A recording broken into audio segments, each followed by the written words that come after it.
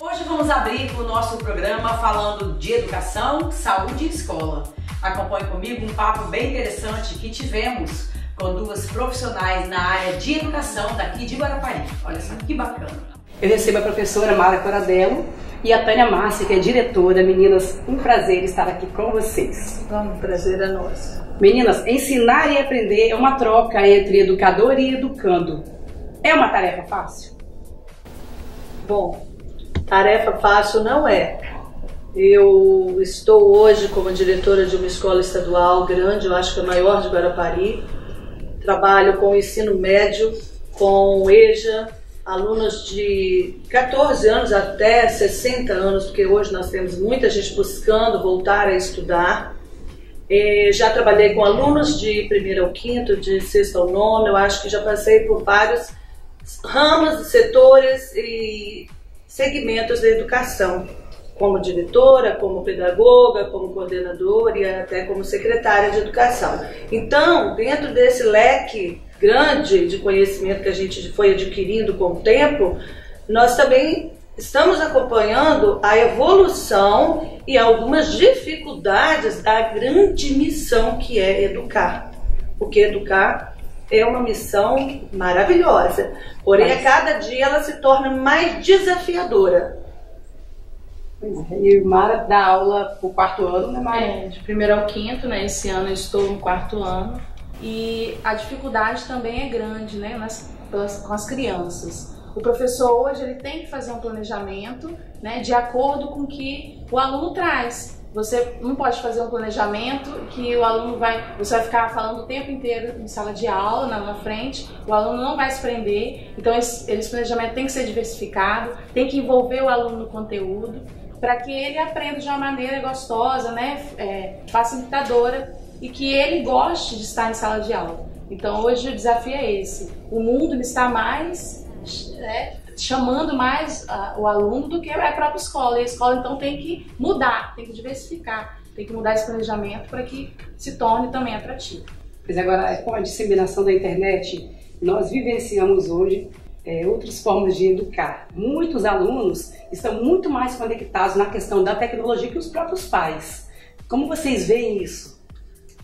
Olha, dentro da realidade de cada escola, né, que são diferentes também, nós podemos observar que hoje o aluno ele já vem com uma bagagem de casa, porque ele tem um leque muito grande de pesquisa, de explorar na internet, ele tem aulas que ele pode buscar. Hoje o aluno entra na internet, ele encontra sites que falam do país, que falam do mundo, que falam de outras culturas, de outras religiões. Ele aprende muito, independente do conteúdo curricular. Então isso faz com que o professor tenha que cada vez se aprofundar mais para poder acompanhar essa evolução e esse conhecimento que o aluno já traz de casa. Ele tem, por exemplo, hoje se ele entrar em um site, ele consegue abrir um museu e conhecer várias obras de artes, vários famosos, várias pessoas assim de renome. E ali ele já chegar com aquele conhecimento dentro de sala de aula e até questionar o professor. Então essa evolução é que hoje a gente tem que saber administrar e nos planejamentos, como a Mara falou, né, nós temos que estar interagindo com os professores, fazendo essa intervenção para que eles possam se adaptar a essa realidade de fora da escola para dentro da escola e aproveitar de forma, né, que o conhecimento ele seja feito num todo. E como a pergunta da Aline sobre os pais, né? Eu, como atuo com crianças, os pais eles têm que supervisionar esse acesso à internet, esse acesso à tecnologia que está tão amplo, né? Muito avançado, e a tecnologia é maravilhosa, né? Para a gente atuar em sala de aula, ajuda muito, como o Tânia falou. Mas ela tem que ser supervisionada pelos pais, porque hoje a gente tem, né, vários casos de crianças que estão em outro mundo ali, né, dentro do computador, né, e o pai às vezes nem sabe. Então, como professor em sala, a gente tem que também estar antenado, ligado ao que eles estão, para a gente estar falando a mesma língua, para, né, a professora também sabe das coisas, né? Está atualizada, então a gente tem que procurar ser dessa forma. Pois é, a Constituição Brasileira de 1988 estabelece que a educação é um direito de todos, né? É um dever da família e também até mesmo do governo. Mas hoje em dia muitos pais delegam a função de ensinar para a escola. A gente vê muito isso acontecer. Isso é uma afirmativa, menina? Vocês que estão diretamente na sala de aula, você coordenando uma escola, né, de grande porte, como você falou. Olha, o que acontece é o seguinte, muitos pais, até por já ter passado por escolas particulares, na verdade, há 26 anos que eu estou na educação, e a gente observa o seguinte, antigamente os pais acompanhavam mais de perto os seus filhos, frequentavam mais as reuniões que a escola convocava, participavam do dever de casa, participavam dos trabalhos, os pais eram mais ativos na vida educacional dos filhos. Com o passar do tempo, não sei se devido, né, às circunstâncias de trabalho, que todos têm seu compromisso, hoje as famílias modificaram muito a rotina. Então o que acontece? Essa mudança de rotina fez com que muitos pais depositem, às vezes, os seus filhos na escola e deixem a responsabilidade não só de ensinar, como de educar.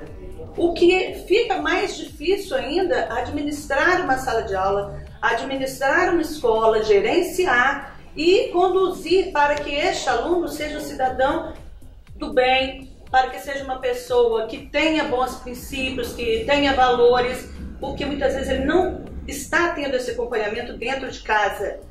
O exemplo da família é fundamental para os alunos. Então, para os alunos, que eu digo de modo geral, desde a pré-escola, porque o que ele vai vivenciando dentro da sua família reflete no que ele vai desenvolver lá na escola. Muitas e muitas famílias têm feito esse abandono de acompanhar, de estar perto, de estar conversando com a professora, de estar buscando a escola, de estar verificando os deveres de casa, os dias de prova, dias de avaliação, ou mesmo de sentar e bater um papo com o filho e saber como que ele está se sentindo.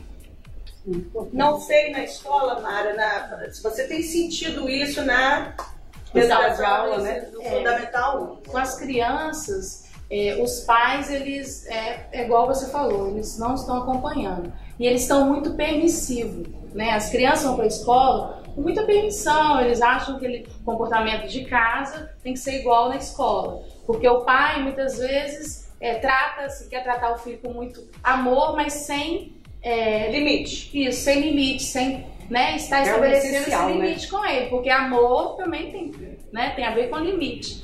E aí esse aluno vai para a escola sem regras, né? Em casa não tem horário para comer, horário para dormir, horário para tomar banho. E aí na escola ele acha que também é assim. Mas na escola não. Quando ele chega na sala de aula, senta, pega o caderno, joga o chiclete fora, tira o boné. Então existe regras, essa regra, né? Horário para o recreio. Né? Então ele não quer seguir isso. E aí ele estava batendo de frente, né, com o professor.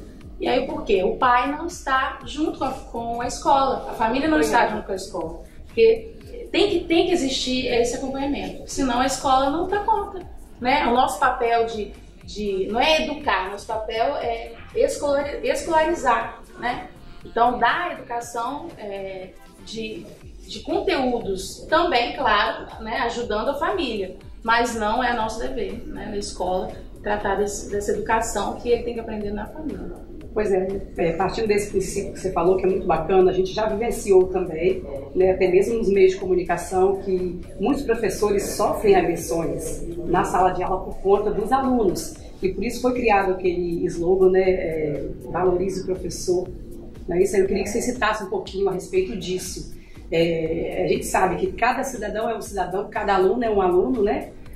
A família é responsável por educar, como a gente disse anteriormente, muitas pessoas às vezes não compreendem isso, muitos pais não compreendem isso. O que vocês acham disso, desse slogan que foi formado e dessa questão que hoje em dia é muito alta? Eu conversei com a professora recentemente e ela falou assim: Aline, eu não quero mais dar aula. Eu vou seguir outro rumo, vou fazer as coisas que eu aprender em casa, mas dar aula para mim está se tornando uma coisa desagradável, porque está havendo agressão na sala de aula, né, com os professores. Isso, e ninguém vai para a sala de aula poder apanhar, o professor vai para ensinar, né? Olha, Aline, apesar de nós termos um regimento, né, interno, um regimento único do Estado, existem as legislações que elas amparam os professores, os funcionários públicos de modo geral, nós temos tido sim casos de agressão, agressão verbal, agressão assim, de afrontar mesmo o professor, mas são casos isolados, né? Não é uma maioria, existem muitos, mas não é uma maioria. E também não é só aqui em Guarapari. Não é só aqui em Guarapari, né? Isso não é no Brasil, é um problema no cenário brasileiro. Cenário brasileiro, isso aí. Inclusive a gente tem acompanhado os telejornais, o que tem acontecido em outros estados, e a gente até fala assim, nossa, nós ainda não chegamos nesse nível. Graças a Deus. Mas a gente pode estar caminhando para chegar, porque nós temos uma clientela diferenciada. Por exemplo, quem trabalha de 1º ao 5º tem uma clientela, de 6º ao 9º outro. No ensino médio a gente já vai observando mudanças de comportamento. Quem trabalha com alunos da EJA, principalmente do ensino médio, a gente lida com pessoas de vários segmentos, né? Então ali a gente pode observar que a gente tem que ter até um cuidado no trato. Sim, Por quê? Porque dependendo da forma como você conversar com a pessoa, você abordar o aluno, você pode estar motivando a ele ter uma reação que não vai ser aquela reação que nós gostaríamos de ter. Então a gente percebe sim que em alguns professores existe essa insatisfação de não ter mais o respeito que se tinha há 20, 30 anos atrás ao professor. Porque o professor é o mestre dos mestres. Todas as outras profissões dependem do professor, passam pelo nosso professor. Então ele merece o respeito. Ele tem que ser respeitado. Ele é um cidadão que se preparou para preparar os demais. Então esse respeito ele é fundamental. Nós temos que combater essa violência, sim. E aí, de que forma, né? Combater... muitos professores têm medo de levar, às vezes foi agredido, às vezes tem medo de levar isso à frente, mas não, tem que ser denunciado. O professor tem que começar a também sair e dizer, não, foi agredido, fazer um boletim, para que isso acabe, né? Porque eles acham que agrediu o professor e aí fica por isso, né?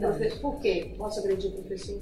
Então, o profissional hoje realmente ele está, né? Alguns segmentos, principalmente acho que de 6º ao 9º, o ensino médio, né? Que tem, eles já estão na pré-adolescente, adolescente, jovens, então eles acham que podem afrontar, né? E é o que eu falei, vem da família. Aquele aluno, você percebe, aquele aluno que é acompanhado pela família, ele te trata com todo respeito, com toda educação, mas aquele aluno que não é, infelizmente, há esses casos. Agora, é bacana quando vocês citaram, né? A questão de ninguém consegue ser um doutor sem passar pelo professor. Ninguém consegue ser um dentista sem passar pelo professor. Ninguém consegue ser um jornalista sem passar pelo professor. Então, sim, o professor deveria ser muito mais valorizado, muito mais respeitado. E para vocês, o que significa ser professor, ser educador, estar à frente de uma escola, administrando uma escola? O que significa isso na vida de vocês? Olha, Aline, para mim foi assim, um divisor de águas na minha vida, porque eu sempre trabalhei na área de administração e depois eu fiz uma escolha de trabalhar com administração escolar. Então eu fui me especializando dentro de educação e passei por vários segmentos para conhecer aquilo que eu estava lidando. Então ser professor para mim significa uma missão. É uma missão divina, porque o professor ele tem que ser muitas vezes pai, mãe, irmão, conselheiro, psicólogo, de tudo um pouco. E outra coisa, ele consegue. Então é uma missão. O professor é um artista. Ser professor é ser um artista. Além de ser uma profissão, é um dom também, né? Acho que para ser professor você precisa ter o dom. Porque, né, hoje em dia... Ciência, né, Mara? Levando... as faculdades estão muito fáceis de fazer, e aí qualquer um faz a faculdade, vou ser professor. Mas tem que pensar, será que eu vou ser um bom professor? Será que eu tenho esse dom de dar aula, né, de lidar com as crianças, de dar carinho, de ser pai, de ser mãe? e de acolher essa criança, porque elas precisam disso. Então, às vezes, na casa, elas não têm esse acolhimento. Ser ouvidos, né? Ser ouvidos. E na escola, ele tem um leque de coisas para fazer, né? Atividades, extra-atividades, escolares, e ele ama estar na escola, né? Então, será que a pessoa está preparada para ser um professor? Acho que tem que ter esse dom mesmo, tem que gostar, né? Porque senão você não vai fazer um bom trabalho. É verdade. O assunto é amplo, né? Mas infelizmente nosso tempo é curto. Eu quero agradecer a presença de vocês aqui no programa Destaque e desejar muito sucesso para vocês e muita força. Para vocês continuarem aí na batalha. Vamos ser. Muito bom, prazer estar aqui. Estamos sempre à disposição e sempre aprendendo. É verdade, sempre aprendendo. Dancing.